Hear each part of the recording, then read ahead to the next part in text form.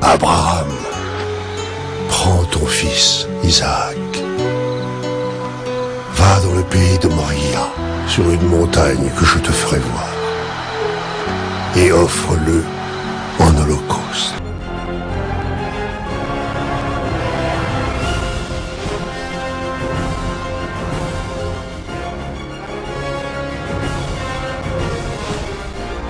Gloire à Dieu, nous sommes au dernier dimanche de notre temps sur l'accomplissement. Rapidement, Jean 19, verset 28 à 30, et puis Jean 17, verset 4.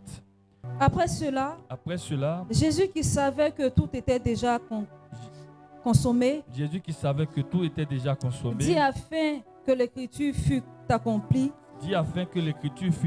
j'ai soif. Il y avait là un vase plein de vinaigre. Les soldats en remplirent d'orge et l'ayant fixé à une branche d'hysope, et l'approchèrent de sa bouche. Quand Jésus eut pris le vinaigre, il dit, tout est accompli. Et baissant la tête, il rendit l'esprit. Que Dieu bénisse sa parole au nom de Jésus. Jean 17, verset 4, oui.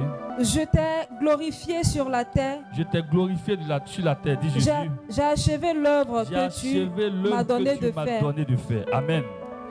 Ici, c'est Jésus qui parle. En Jean 17, verset 4, il dit à Dieu, avant d'aller à Golgotha et puis de mourir, il avait dit à Dieu, il avait dit à tout achevé. Quand on parle d'accomplissement, l'accomplissement, ce n'est rien d'autre que arriver à achever l'œuvre que Dieu nous a donnée. Ça veut dire quoi exactement?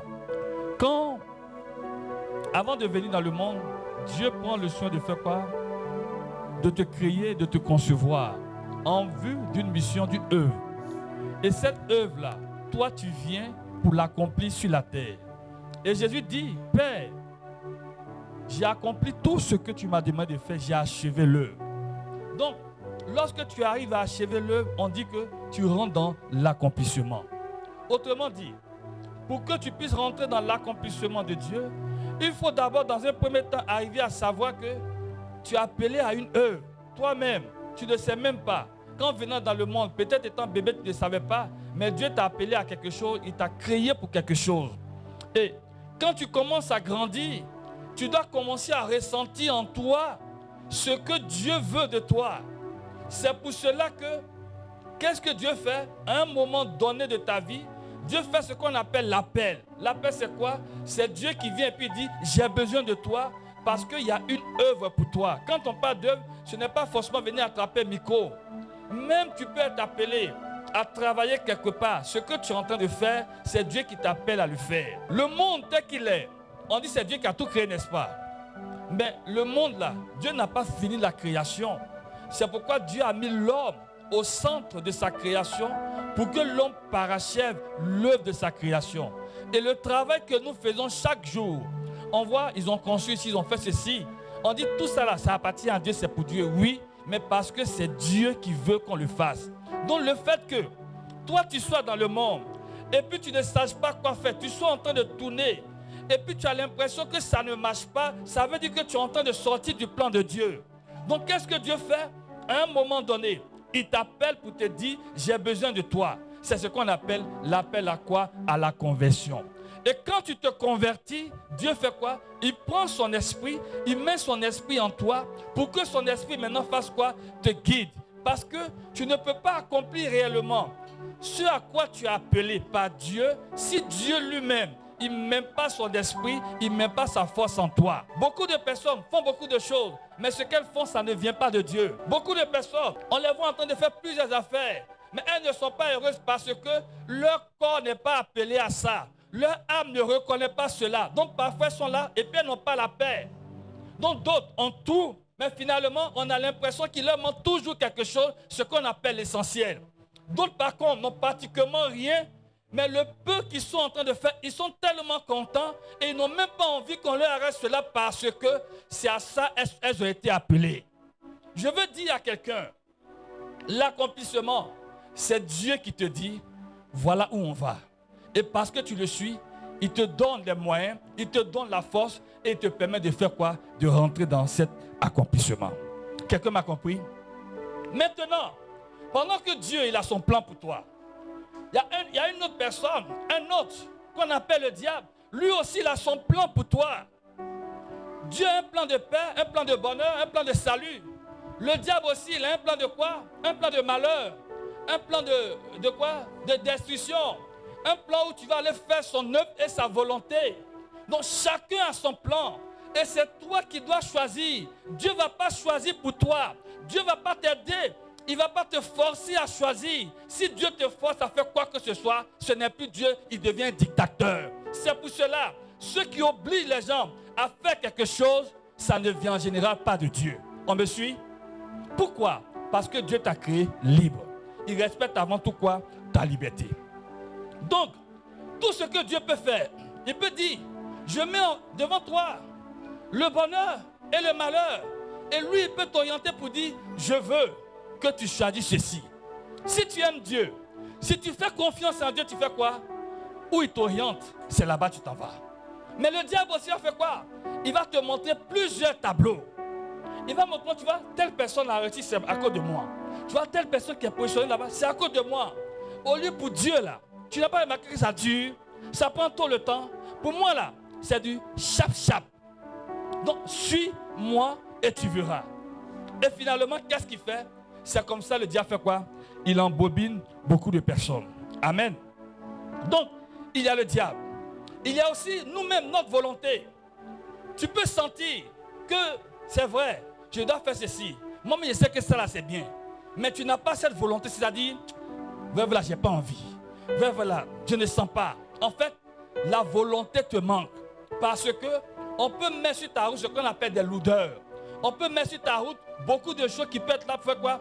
Pour te bloquer. Vers la fin, tu sais que ça c'est bon. Mais au lieu de faire tout, de te donner les moyens, tu tournes, tu passes là, tu vas là, et finalement, ça ne marche pas. Quand c'est comme ça, ce n'est même pas un problème du diable, c'est d'abord un problème de quoi? De volonté propre à ton niveau.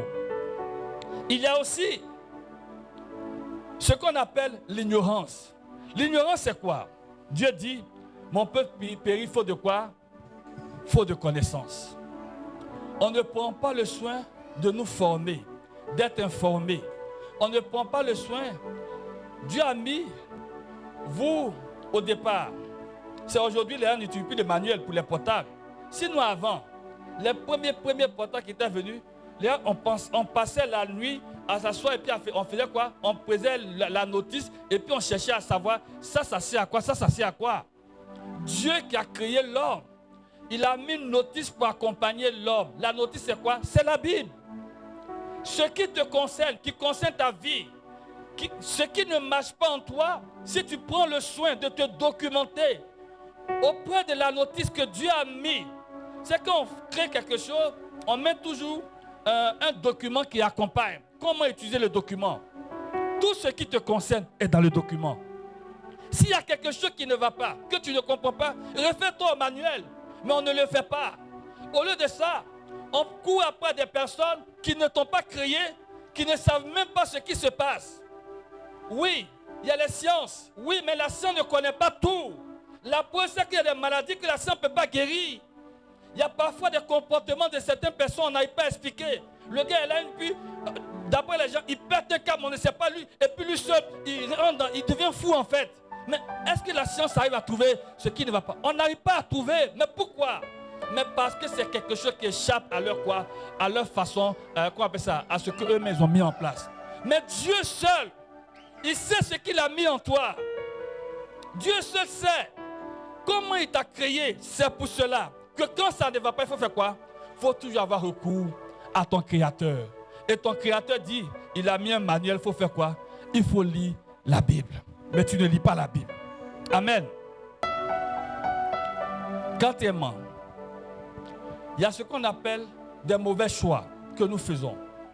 Le mauvais choix, c'est quoi? Dieu dit devant toi, la vie et la mort.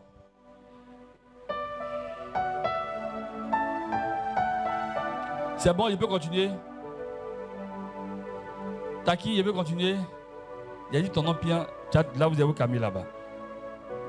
Il y a ce qu'on appelle le mauvais choix. Le mauvais choix, c'est quoi? Ce n'est rien d'autre que on met deux choses devant toi. D'abord, il y a ce qu'on appelle la liberté. La liberté en théologie, c'est la faculté de choisir entre deux choses ce qui est meilleur. Si tu vois que quelqu'un, il se lève un jour, il sait très bien, fumer-tu non? Il va te dire, mais tout-tu, d'accord. Fumer raccourcit le nombre de jours, c'est ça non? Il va te dire, il y a toute nourriture aussi. Il le sait très bien. Il sait que c'est en train de le tuer, mais malgré ça, tous les jours, il est en train de fumer. Qui le met là-bas? Qui l'a envoyé là-bas? C'est lui-même. C'est ce qu'on appelle le mauvais choix. Le mauvais choix, ce n'est rien d'autre que on envoie quelqu'un devant toi. Tu veux te marier. Et puis, il y a quelqu'un que tu aimes. C'est toi qui l'aimes. D'accord. Mais cette personne que tu es en train d'aimer, elle n'est pas idéale. Ou bien elle ne va pas pour l'accomplissement de ta destinée. Donc, qu'est-ce que tu fais? Ici, en Côte d'Ivoire, ou bien on connaît des gens, des femmes ou bien des hommes, il y a telle personne, tout le monde sait, tout le monde voit que lui là, il peut au moins t'aider à avancer. Ou bien choisir d'être avec la personne, et puis derrière, elle va voir les petits là, des gens qui sont dans les quartiers, qui ne foutent rien, qui gardent leur vie, et puis elle préfère être avec lui, jusqu'à ce que le monsieur découvre que, ah bon, comme c'est ta vie, donc je te laisse tomber. Qui a fait son choix? C'est toi-même. C'est ce qu'on appelle le mauvais choix. Le mauvais choix, on te prend, va à l'école, et puis tu ne vas pas à l'école. Attends, qui t'empêche d'aller à l'école? Personne. Mais parce que tu as commencé à avoir des camarades, ils ont commencé à se donner à certaines vies, tu fais quoi? Tu les suis. Finalement, ce qu'ils font fait quoi? Ça t'influence. Tout ça, c'est le mauvais choix. Le mauvais choix, ce n'est rien d'autre que je suis avec Aki. Et puis, quelques temps après, Akissi a fait quelque chose, je suis fâché. Donc, je me mets avec Aya. Mais ce que je fais, je sais très bien qu'Aki ne sera pas contente. Mais moi-même, j'oublie qu'en allant vers Aya, je suis en train de détruire moi-même ma propre vie. Ou bien c'est faux. Et après, je réalise, j'ai mal fait. Mais ce qui est fait, j'ai déjà fait. Les conséquences, je vais faire quoi? Je vais encore les assumer. Amen. Donc, ce sont autant de choses qui font quoi? Qui nous font sortir de l'accomplissement ou du plan de Dieu dans notre vie. On parlera souvent du diable, mais tout n'est pas forcément le diable. Amen. Par moment, c'est nous-mêmes. Tu t'assois et puis on t'appelle pour dire, va déposer tes dossiers dans tel coin. Au lieu d'aller déposer tes dossiers, tu dis non, je n'ai pas d'argent. On t'envoie de l'argent. Tu prends ton argent, tu vas faire autre chose. Tu vas voir ton gars, tu ne peux pas pour lui, vous partez en week-end quelque part. Mais tu oublies que tu dois aller passer un concours bien, on t'aide d'aller faire quelque chose pour toi. Est-ce qu'en ce moment précis, tu penses à ça? C'est plus tard, des années plus tard, quand tout le monde est assis chez lui, dans son foyer, dans sa maison, tu vas commencer à faire quoi? À avoir des regrets. Qui t'a envoyé là-bas? Qui t'a envoyé? C'est parce que tu étais en plus en train de penser à quoi? À l'instant présent. C'est le problème avec nous. On regarde aujourd'hui, maintenant. C'est vrai, je peux avoir faim aujourd'hui. Mais pendant que j'ai faim, si je ne fais pas attention pour bien agir, je vais faire quoi? Je vais détruire mon avenir. Amen. Et Dieu, qu'est-ce qu'il fait? Il est venu pour nous dire de croire d'abord en lui. Amen. Il faut d'abord donner ta vie à Dieu. Donner ta vie à Dieu veut dire, tu prends ta vie, tu acceptes Jésus-Christ comme Seigneur, Sauveur et Messie. Quand tu l'acceptes, son esprit vient en toi. Maintenant, son esprit te dit, voilà comment je veux qu'on marche. Et quand tu le suis, ce qui est prévu pour toi, ce qui doit faire ton bonheur, au fur et à mesure sur la route, chaque chose qui est sur la route, tu fais quoi? Tu récupères. Jusqu'à ce que, quand tu as tout récupéré, on dit ton cheminement sur la terre est fini. Maintenant, viens dans la joie de ton maître et puis tu t'en vas là-haut. Quelqu'un me suit? Quand c'est comme ça, on dit tu as bien fait, tu laisses un bon témoignage, toi-même tu es heureux. Et quand tu vas partir, on va faire quoi? On va toujours parler de toi. Et en plus, parce que tu auras fait ce que Dieu attend de toi, ça veut dire que Dieu a pu compter sur toi ici. Quelqu'un me suit? Concrètement, ça veut dire quoi? Donner sa vie à Dieu. Laisser Dieu nous conduire. Lis avec moi. Romains 10, verset 9 à 10. Si tu confesses de ta bouche le Seigneur Jésus, et si tu crois dans ton cœur que Dieu l'a ressuscité des morts, tu seras sauvé. Donc comment on est vraiment sauvé? Parce que tout commence par le salut. Tu ne peux rien faire si tu n'es pas d'abord sauvé. On me suit? Il dit quoi? Si tu confesses de ta bouche, donc tu prends ta bouche et puis tu fais quoi? Tu commences à confesser. Tu confesses quoi? Que Jésus-Christ est Seigneur. Reconnais que Jésus-Christ est Seigneur, ça veut dire que tout ce qui est ici appartient à Jésus et il a pouvoir sur tout. Ça veut dire qu'on reconnaît son autorité, sa puissance et nous-mêmes, on se donne à lui. Donc, on laisse Jésus-Christ exercer sa puissance sur nous. C'est ce qu'on appelle laisser Jésus-Christ régner sur nous. Amen. Maintenant, il dit, ce que tu as confessé de ta bouche, tu dois faire quoi? Tu dois croire cela où? Dans ton cœur. C'est pas ça? Donc, tu confesses et puis tu dois croire où? Dans ton cœur. Quand tu confesses et puis tu crois dans ton cœur, on dit tu es comment? Tu es sauvé.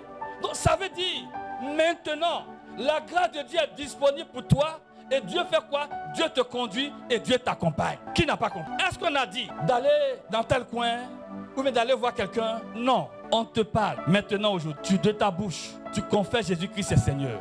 Tu crois dans ton cœur, alors la grâce de Dieu fait quoi? Elle se manifeste dans ta vie. Ça veut en même temps dire que comme Jésus-Christ, c'est la parole de Dieu manifestée. Jésus-Christ qu'il a envoyé en chair, c'était la parole de Dieu personnifiée. Autrement dit, confesser Jésus-Christ est Seigneur, c'est confesser la parole de Dieu. Si tu confesses la parole de Dieu et que tu crois cette parole-là dans ton cœur et dans ta vie, alors la grâce, la présence de Dieu, la puissance de Dieu fait quoi? Elle descend sur toi, elle maintenant, elle t'accompagne, elle permet d'ouvrir les portes, elle te donne la force d'aller faire ce qu'il faut et maintenant de rentrer dans ton accomplissement. Qui n'a pas compris? Quand tu as fait ça, tu vas dire, mais, et le diable? Le diable est un ennemi comment? Déjà vaincu par Dieu, par Jésus-Christ ou à la croix. Quand Jésus-Christ était à la croix, il a dit, tout était accompli. La Bible dit que pendant qu'il était à la croix, tous les démons, les sorciers, les esprits, le diable en personne, il les a livrés en spectacle. Et non seulement il les a livrés en spectacle, vous voyez, avant là, quand les gens quittent à la guerre, et puis ils ont fini de tuer les gens, les prisonniers de guerre, on les attrape, on les aligne, et puis on les fait passer devant la ville. Et puis tout le monde se moque d'eux. Quand Jésus-Christ était à la croix, c'est ce qu'il a fait à Satan, aux démons et puis à ses esprits. C'est là on dit, il les a livrés publiquement en spectacle. Et il a triomphé d'eux ou à la croix. Une façon de dire, le diable, il est déjà vaincu. Ne cherche pas à vouloir faire combat. Non, tu ne peux pas faire combat à lui. Deux, ce n'est pas ton combat. Mais quel est le combat auquel Dieu nous appelle? On appelle ça le combat de la foi. Ça veut dire quoi? Ce que tu confesses, tu crois dans ton cœur, le diable va venir parfois te mener pour dire, toi comme ça, tu crois que ce que Jésus a fait là, ça peut s'accomplir sur toi. Toi comme ça, il va chercher à faire quoi? À te distraire. Donc ton combat, le vrai combat, c'est de tout faire pour que ton cœur soit comment? Focus sur la parole de Dieu, sur la promesse de Dieu pour toi, jusqu'à voir cela faire quoi? À voir cela s'accomplir. Qui ne m'a pas compris? Donc, arrête de voir, même si il se débat, il crée beaucoup de buzz, laisse-le. Il va faire débat. Lui-même va tourner, mais il sait qu'il est déjà comment? Il est déjà vaincu. Le problème, c'est que il va jouer sur ton ignorance. Il va jouer sur ta faiblesse au niveau de ton cœur, sur le fait que tu doutes, sur le fait que tu n'es pas sûr, sur ton mental, sur tes pensées. Tu dois un peu, tu te vois quelque part et tu dis, hey, je suis quelque part. Donc c'est que c'est pas bon. Non, qui a dit c'est pas bon? C'est lui qui veut te perturber. C'est un menteur. Toi, il faut te dire une chose. Jésus-Christ, ton sauveur, l'a déjà vaincu. Il ne peut rien faire. Qui n'est pas encore vacciné? Depuis on l'a mis au monde jusqu'à aujourd'hui. Qui n'a pas encore vacciné? D'accord. Vaccin des bébés là, qui gâtent pied des enfants, comment on appelle ça? Avant, quand on ne faisait pas vaccin, la plupart des enfants avaient ça, non? Donc quand tu avais ton enfant, tu pouvais avoir peur, n'est-ce pas? Mais est-ce qu'aujourd'hui on se soucie qu'un enfant va avoir poliomyélite? Pourquoi? Pourquoi? Parce qu'on est vacciné. En fait, quand Jésus-Christ a vaincu Satan, il t'a vacciné contre lui. Ça veut dire, sa force et sa puissance là, il a déjà golo ça. Donc toi, tu ne dois plus penser à non, le diable. Je n'ai pas dit qu'il n'est pas fort. Mais le problème c'est que s'il réussit à rentrer dans ta fille et puis à te dominer, c'est toi qui fais parce que tu rends le vaccin qu'on a mis en toi comment caduc. Pourquoi? Parce que tu ne crois pas et tu doutes. Quelqu'un me comprend? À partir d'aujourd'hui, dites une chose. Ton combat là, c'est pas avec le diable. Ton combat c'est avec quoi? C'est sur ta foi. Comment tu dois tout faire pour que ta foi soit ferme? Elle soit mature. Elle soit activée pour que les promesses de Dieu fassent quoi? Se réalisent. Quelqu'un m'a compris? 2 Corinthiens chapitre 10 verset 3. Si nous marchons dans la chair, nous ne combattons pas selon la chair. Pas selon la chair, ça veut dire la manière dont on se voit, on est physique, on est charnel, oui. Mais derrière notre vie, ce qu'on voit, il y a une autre réalité qu'on appelle la réalité spirituelle. Le vrai combat, ce n'est pas un combat qui est physique. Genre, tu vois ton frère faire quelque chose, ça t'énerve, et puis tu veux le tuer. Non. Le vrai combat, il est avant tout spirituel. Continue. Car les armes avec lesquelles nous combattons ne sont pas charnelles. Ce n'est pas fait physiquement. Tu en veux à quelqu'un parce que la personne fait ça, ben ne fait pas ça. Et puis chaque jour, tu t'en prends à la personne. Mais le combat que tu es en train de mener, ce n'est pas contre elle. C'est quelque chose qui est derrière elle qui l'amène aussi à faire ça. C'est ce que tu dois rechercher, oui. Mais elles sont puissantes par la vertu de Dieu. Pour renverser des forteresses. Pour renverser quoi? Des forteresses. Des forteresses. Nous renversons les raisonnements. Des raisonnements. Donc ce qui fait que les gens raisonnent et puis ça ne va pas dans ton sens ce que tu veux, tu peux renverser cela. Donc on n'a pas d'aller prendre les gens. Si tu n'acceptes pas, on te frappe. C'est pas ça. Quand tu te lèves et puis tu pries, quand quelque chose s'oppose, un raisonnement, une pensée, tu peux faire quoi? Emmener cette pensée-là, changer d'avis. Pourquoi? Parce que toi tu viens au nom de Jésus. Et parce que tu viens au nom de Jésus, l'esprit qui est derrière fait quoi? L'esprit se soumet forcément. Pourquoi? Parce que Jésus-Christ est Seigneur. On me suit? Continue. Nous renversons des raisonnements et tout auteur qui révèlent contre la connaissance de Dieu. Et nous amenons toute pensée captive à l'obéissance de Christ. Nous sommes prêts aussi à punir toute. Josué arrive à Jéricho. Jéricho, c'est un blocage. Il ne peut pas avancer. Mais il se lève pas, puis il ne rentre pas dans Jéricho. Dieu lui dit, le combat là, il est spirituel. C'est un combat de la foi. Lève-toi. Il faut faire le tour un jour et puis tu ne dis rien. Tu fais le tour 2 fois, tu ne parles pas. Mais le 7e jour, tu cries et tu fais 7 fois le tour. Quand il fait 7 fois le tour, qu'est-ce qui se passe? Tout s'écroule. On me suit? Mais ils ont utilisé quoi? Ils ont utilisé la foi et puis la puissance de Dieu qui est accompagnée. Pourtant, c'est des choses physiques qu'on voit. Tout ce qui bloque ta vie, ce qui fait que tu ne rentres pas dans l'accomplissement, laisse Dieu te dire comment. Il va te révéler une stratégie, te donner comment est-ce que ce que tu dois faire pour que ce blocage-là quitte devant toi et comment tu dois rentrer dans le plan pour que la grâce de Dieu se manifeste pour toi. On me suit? Éphésiens 6, verset 10. Au reste, fortifiez-vous dans le Seigneur. Fortifiez-vous dans le Seigneur. Soyez forts dans le Seigneur et par sa force toute puissante. Revêtez-vous de toutes les armes de Dieu, afin de pouvoir tenir ferme contre les ruses du diable. Les ruses du diable, le diable est très rusé. Il va venir mettre des choses bizarres autour de toi. Tout ça, c'est pour t'emmener à ne plus croire en Dieu. Donc toi, il faut prendre les armes pour que ta foi soit ferme et soit solide. Car nous n'avons pas à lutter contre la chair et le sang, mais contre les dominations, contre les autorités, contre les princes de ce monde, de ténèbres, contre les esprits méchants. On n'a pas dit princes qui sont assis dans ton village, le prince bien le roi, là, c'est pas ça. Hein? C'est princes dans le monde quoi? De ténèbres. C'est-à-dire que ce que tu vois là, il y a des esprits qui sont au-dessus d'eux et qui les amènent à gouverner comme eux ils veulent. C'est ceux-là qu'il faut aller chercher et non ceux que tu vois. Continue. Contre les esprits méchants, dans les lieux célestes. C'est pourquoi prenez toutes les armes de Dieu. Toutes les armes. On n'a pas de prendre un peu et de laisser un peu. Notre problème, c'est qu'on ne prend pas tout. Dieu donne toutes les armes. Pour avoir toutes les armes, il faut être collé au Saint-Esprit. Le Saint-Esprit peut te lever le matin et dire, aujourd'hui là, prends cette arme. Demain, il faut prendre ceci. Tout ce qui te donne, il faut prendre. Parce que chaque jour a son combat, chaque jour a ses réalités et chaque jour, il y a son âme qui te donne, qui est définie. Tu es là matin, midi, soir. Ce n'est pas mauvais de tout faire le chapelet. Mais oui, mais il ne faut pas oublier que le chapelet est avant tout une âme de quoi? D'intercession. Or, comme le corps, pour l'équilibre et la croissance de quelqu'un, il faut manger varié et équilibré. Tu ne peux pas tout ton temps faire chapeler. Ça ne suffit pas. Le diable fait quoi?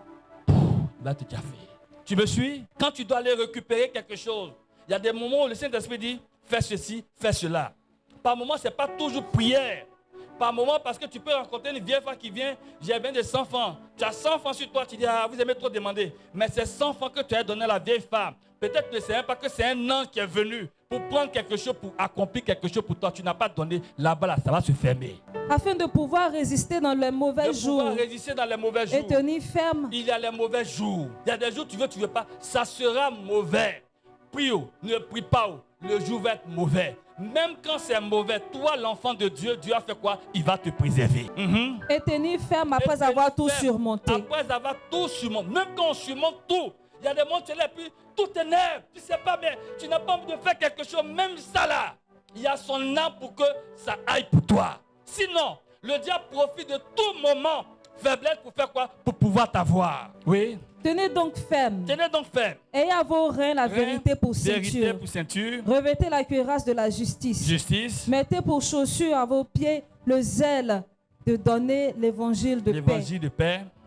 Prenez par-dessus tout cela le bouclier de la foi. Par-dessus tout cela. C'est ça qui m'intéresse aujourd'hui. Le bouclier de quoi? Parce que depuis on parlait de foi. Le bouclier de la foi. La foi comme un bouclier. On n'a pas dit que tu prends ça comme ça et puis tu te promènes. Non. Ça veut dire que quand tu manifestes la foi, quand il y a cette conviction de foi en toi, quand ta foi est ferme, tout ce qu'on met sur toi comme attaque, ça devient comme un bouclier puis ça te protège. Donc ce que tu dois faire, plus tu as la foi, plus tu es protégé. Donc si tu n'as pas la foi, ce n'est pas que tu as dit, oh, Seigneur, j'ai pris le bouclier de la foi. Non. Il faut manifester la foi. La foi, c'est la ferme, c'est ça, non? Assurant des choses qu'on espère, la démonstration de ce qu'on ne voit pas. Donc c'est une ferme assurance. Tu es devant quelque chose où ça ne va pas, c'est bizarre, mais tu ne sais pas, ton cœur te dit ça va aller. Et tu es là-dessus jusqu'à ce que ça aille. Même si tu es attaqué par rapport à ça, la foi fait quoi? Elle va te protéger comme un bouclier. Oui. Avec lequel vous pourrez éteindre tous les traits enflammés du malin. Donc les trucs qu'il envoie de part et d'autre, tu peux tout éteindre avec quoi? Avec la foi. Quoi encore? Prenez le casque du salut, et l'épée de l'esprit. Et l'épée de l'esprit. Ouais, on dit l'épée de l'esprit. Qui est la parole de Dieu. Qui est la parole de Dieu. Donc, vous voyez que la foi et puis la parole vont quoi? Ils vont ensemble. La parole. La parole, c'est quoi? C'est la parole que Dieu donne. Tu la médites, tu la confesses. Chaque jour, devant une situation, tu sors la parole. Quand ça ne va pas, c'est la parole que tu proclames. Dieu a dit, je vais devenir ceci. Même quand ça ne va pas, même quand tu es couché, s'il dit, tu as guéri, même si on te dit, on va aller t'envoyer, on dit non, les docteurs disent qu'il te reste 2 jours, 3 jours à vivre. Hey, Dieu m'a dit, il m'a guéri. Ça, c'est quoi? C'est la parole. Tu proclames la parole de Dieu. Avec la foi, tu es ferme. Tu ne vacilles pas. Finalement, ce que Dieu a dit là, ça fait quoi? Ça se réalise. C'est comme ça, on rentre dans l'accomplissement parfait de Dieu. Romains 4, verset 17. C'est Dieu qui dit à Abraham, je t'ai établi père d'un grand nombre de nations. Il est notre Père devant celui à qui il a cru. Dieu qui donne la vie aux morts. Ce qui fait que Dieu est Dieu, Dieu donne la vie aux morts. Le diable ne peut jamais donner la vie aux morts. Pourquoi? Parce qu'il n'y a pas de vie en lui. Dieu, il donne la vie aux morts. Le diable, il va faire quoi? Il va te faire croire qu'il a rejeté quelqu'un. En fait, c'est ce qu'on appelle mirage. Il te fait croire quelque chose qui n'existe pas. Comme les gens qui font, les magiciens là.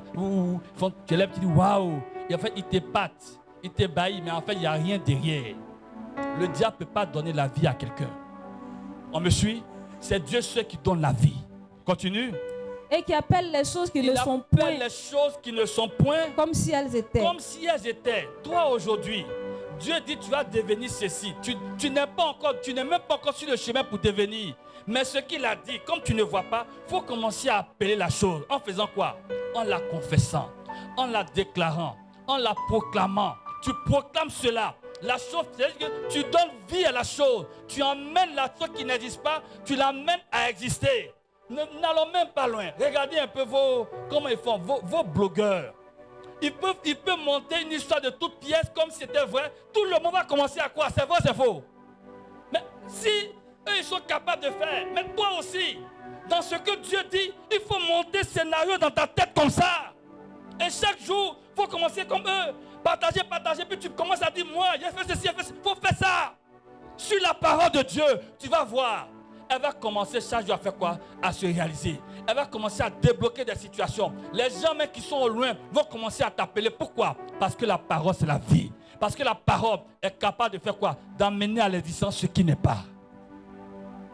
Je n'ai pas bien entendu ton amen. Les gens font des choses, vous voyez. Mais vous ne pouvez pas prendre ça et puis adapter ça à ce que Dieu même dit. Continue. Espérant contre toute espérance, Abraham, il crut, en sorte qu'il devint. Il espérait contre toute. Là où on ne peut pas espérer, c'est quand tu regardes, c'est là, mais s'il n'y a pas Dieu, il ne voit pas. C'est là où on dit, Abraham s'est assis, dit, ce que Dieu a dit, il sait que ça va se faire. Il crut, en sorte qu'il devint le père. Il a cru. Continue.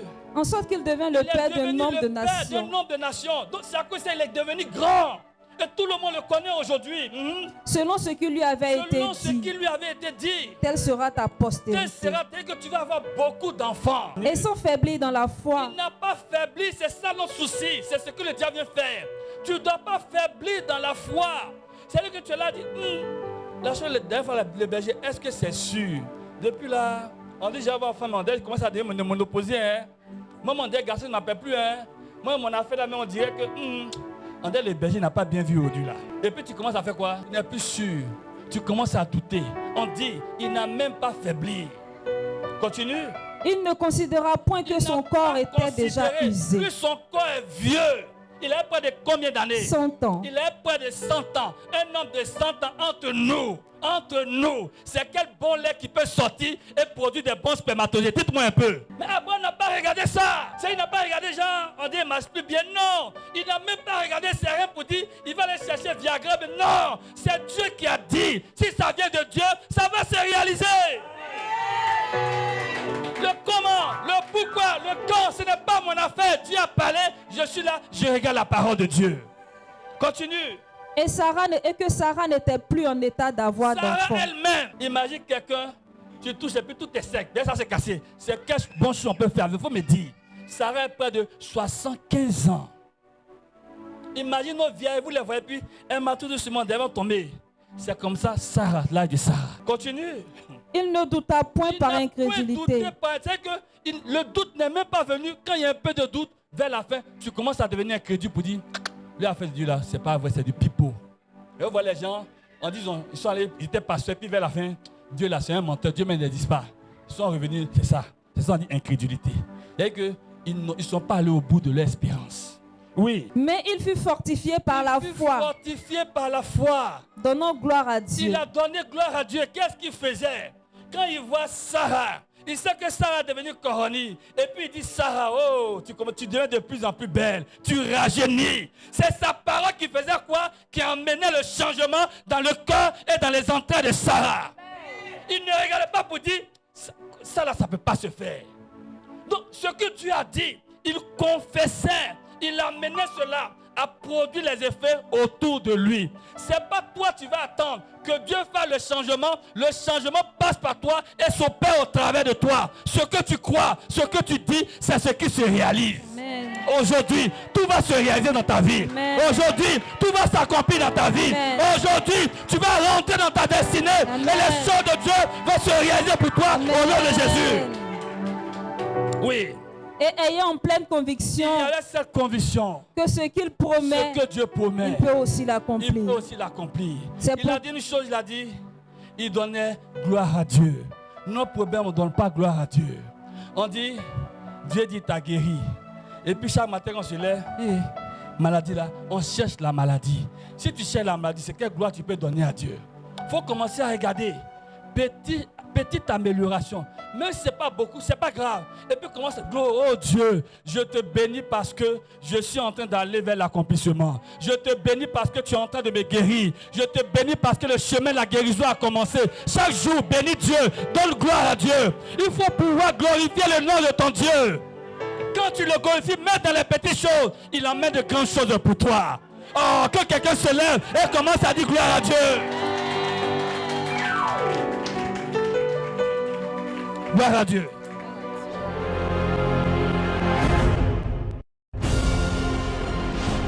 Abraham, prends ton fils Isaac.